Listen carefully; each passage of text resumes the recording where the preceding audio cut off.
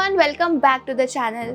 आज का टॉपिक बहुत ही ज़्यादा इंपॉर्टेंट है, स्पेशली उन स्टूडेंट्स के लिए जिनका जेईई मेन परसेंटाइल 90 से 95 के बीच आया है। बहुत सारे लोग कंफ्यूज होते हैं कि 90 to 95 परसेंटाइल पे कौन से कॉलेजेस मिल सकते हैं, एनआईटी मिलेगा या नहीं मिलेगा, या फिर ट्रिपल आईटी पॉसिबल है या नहीं है, प्राइवेट कॉलेज लेना बेटर रहेगा क्या। तो आज मैं आपको कंप्लीट ब्रेकडाउन दूंगी कॉलेजेस ऑप्शन के, ब्रांचेस के और काउंसलिंग स्ट्रैटेजी के। सब कुछ स्टेप बाय स्टेप डिस्कस करेंगे, तो एंड तक जरूर देखना, आपको क्लियर रोड मैप मिल जाएगा। सबसे पहले तो परसेंटाइल को समझते हैं सिंपल लैंग्वेज में। 90 to 95 परसेंटाइल का मतलब है आपने इंडिया के 90 to 95% स्टूडेंट से बेटर स्कोर किया है। That's actually a solid performance. Approx rank range इस परसेंटाइल पे यूजुअली 25K to 1 लाख के बीच में आती है, जो कि ईयर टू ईयर डिपेंड करती है। इस परसेंटाइल पे टॉप एनआईटीज में सीएससी मिलना मुश्किल है, लेकिन एनआईटी, ट्रिपल आईटी या फिर जीएफटीआई और अच्छे प्राइवेट कॉलेजेस के डोर्स ओपन रहते हैं, तो टेंशन लेने की ज़रूरत नहीं है। स्मार्ट चॉइस फिलिंग से काफ़ी स्ट्रॉन्ग कॉलेजेस आपको 90 to 95 परसेंटाइल के बीच में मिल सकते हैं। तो सबसे पहले हम बात करते हैं गवर्नमेंट कॉलेज की, उसके बाद फिर प्राइवेट कॉलेज पे आएंगे, जिसमें आईआईटी के बाद आता है NIT, triple IT and GFTI. NIT की बात करें तो 90 to 95 परसेंटाइल पे आप टारगेट कर सकते हो न्यूअर एनआईटी। ओल्डर एनआईटी थोड़ा डिफिकल्ट हो सकता है। नॉर्थ ईस्ट एनआईटी टारगेट कर सकते हो, या फिर आप लोअर डिमांड ब्रांच ट्राई कर सकते हो न्यूअर एनआईटीज में। यहाँ पे आपको होम स्टेट कोटा का बेनिफिट भी मिलता है, मतलब अगर आप सेम स्टेट से बिलोंग करते हो तो सीट मिलने के चांसेस बढ़ जाते हैं। इस परसेंटाइल पे आपको ब्रांचेस मिल सकती हैं जैसे कि मैकेनिकल, सिविल, केमिकल, प्रोडक्शन और मेटलर्जी लोअर और न्यूअर एनआईटीज में। सीएससी और ईसी थोड़ा टफ होता है इस रेंज में, बट कुछ न्यूअर एनआईटीज में लास्ट राउंड में चांस होते हैं। अगर आपके पास होम स्टेट कोटा है तो भी काफ़ी ज़्यादा चांसेस इंप्रूव हो जाते हैं, क्योंकि होम स्टेट कोटा में क्या होता है, आप सेम स्टेट से बिलोंग करते हो जिस स्टेट में कॉलेज है, तो वहाँ पे आपको सीट मिलने के चांसेस काफ़ी ज़्यादा बढ़ जाते हैं। अब आते हैं ट्रिपल आईटीज़ पे। ये आईटी फोकस इंस्टीट्यूट्स होते हैं। 90 to 95 परसेंटाइल पे आप टारगेट कर सकते हो न्यू जनरेशन ट्रिपल आईटी और डेवलपिंग ट्रिपल कैंपसेस। यहाँ आपको आईटी और ईसी रिलेटेड ब्रांचेस मिल सकते हैं। सीएससी रेयर होता है बट पॉसिबल है इन लेटर राउंड्स। अगर आप टेक फील्ड्स में जाना चाहते हो then triple IT is a strong option. कुछ ट्रिपल आईटीज के लिए आपको अलग से अप्लाई करना पड़ता है, वो जोसा काउंसलिंग के पार्ट नहीं होते हैं, जैसे कि ट्रिपल आईटी हैदराबाद और ट्रिपल आईटी बैंगलोर। इनके लिए आपको अलग से इनकी ऑफिशियल वेबसाइट पे जाके अप्लाई करना पड़ता है।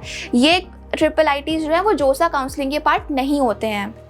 Next we have GFTIs. GFTI मतलब गवर्नमेंट फंडेड टेक्निकल इंस्टीट्यूट्स।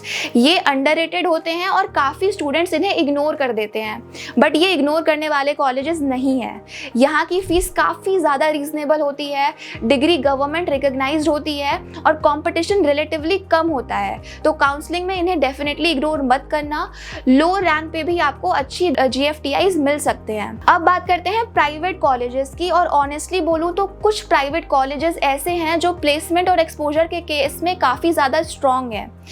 अगर आपको टॉप ब्रांच चाहिए जैसे कि सीएससी, एआई, डेटा साइंस, तो प्राइवेट कॉलेज बेटर चॉइस हो सकते हैं। प्राइवेट कॉलेज के एडवांटेजेस की बात करें तो यहाँ पे आपको ब्रांच चॉइस बेटर मिल जाएंगी।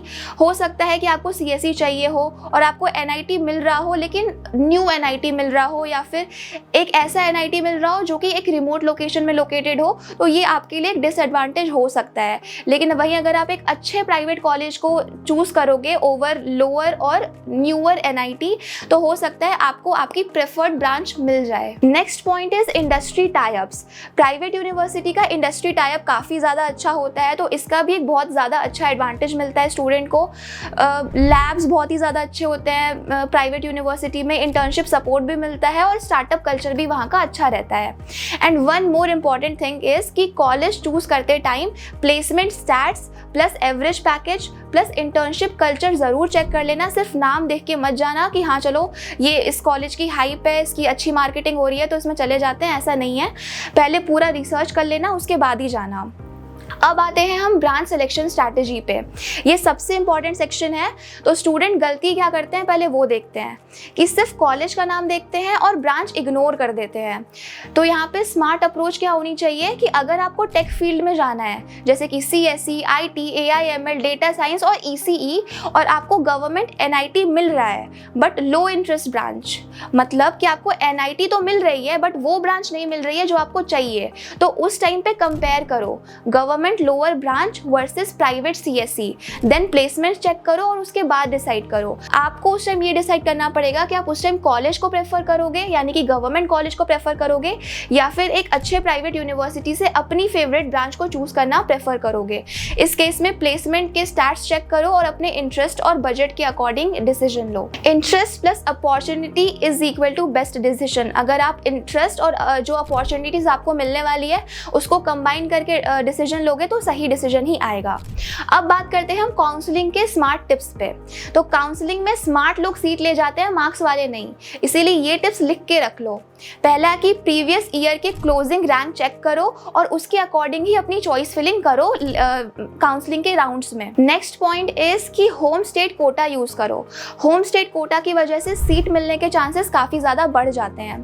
थर्ड पॉइंट इज कि सारे ऑप्शंस फिल करो, सिर्फ टॉप ऑप्शंस नहीं। फॉर एग्जाम्पल अगर आपको CSE चाहिए तो सिर्फ CSE ही फिल मत करो काउंसलिंग में, ECE और मैकेनिकल भी फिल कर दो। हो सकता है आपको अच्छी NIT में अगर ECE भी मिल गया तो बहुत अच्छी बात है।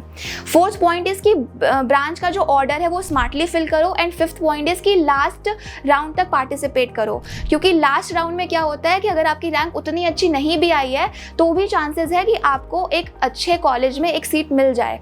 तो अगर स्टार्टिंग के 2-3 राउंड में अगर आपको सीट नहीं मिली है तो छोड़ देने की ज़रूरत नहीं है, लास्ट राउंड तक पार्टिसिपेट करो। अगर स्टार्टिंग के राउंड में नहीं भी सीट मिली है तो चांसेस है कि लास्ट राउंड में मिल जाएगी। एंड सिक्स्थ पॉइंट इज कि बैकअप प्राइवेट कॉलेज रेडी रखो। मान लो अगर कोई गवर्नमेंट कॉलेज नहीं मिला या फिर आपको आपकी प्रेफर्ड ब्रांच नहीं मिली तो एक अच्छा प्राइवेट कॉलेज बैकअप में रखो जहाँ का प्लेसमेंट रिकॉर्ड अच्छा हो और एक्सपोजर भी अच्छा मिलता हो। चॉइस फिलिंग इमोशनल होके मत करना, स्ट्रैटेजिक होके करना, ठीक है, क्योंकि काउंसलिंग बहुत ही ज़्यादा इंपॉर्टेंट होता है। काउंसलिंग में जो स्मार्ट चॉइस फिलिंग करता है, स्मार्ट डिसीजन लेता है, वो कॉलेज ले जाता है और जिनके अच्छे खासे मार्क्स आए हुए होते हैं उनको नहीं मिलते। तो काउंसलिंग को बहुत अच्छे से हैंडल करना। अब एक बात और सुन लो कि आपका परसेंटाइल आपका फ्यूचर डिसाइड नहीं करता। रियल सक्सेस डिपेंड करती है आपकी स्किल्स पे, आपकी इंटर्नशिप्स पे, आपके प्रोजेक्ट्स पे, आपकी कम्युनिकेशन पे और आपकी नेटवर्किंग पे। 90 to 95 परसेंटाइल वाले स्टूडेंट्स भी टॉप पैकेजेस ले रहे हैं, स्टार्टअप्स बना रहे हैं, फॉरेन MS कर रहे हैं। तो टिपिकली कॉलेज जो है वो आपको एक प्लेटफॉर्म देता है, रिजल्ट आप डिसाइड करते हो। अगर वीडियो हेल्पफुल लगी हो तो लाइक करो, सब्सक्राइब करो और कमेंट में अपनी परसेंटाइल लिखो। आपकी परसेंटाइल के अकॉर्डिंग कॉलेजेस की लिस्ट के लिए और पर्सनल गाइडेंस के लिए स्क्रीन पे आ रहे WhatsApp नंबर पे आप कॉन्टैक्ट कर सकते हो। मिलते हैं नेक्स्ट वीडियो में। स्मार्ट डिसीजन लो, पैनिक मत करो और फोकस्ड रहो। Bye bye, all the best future engineers.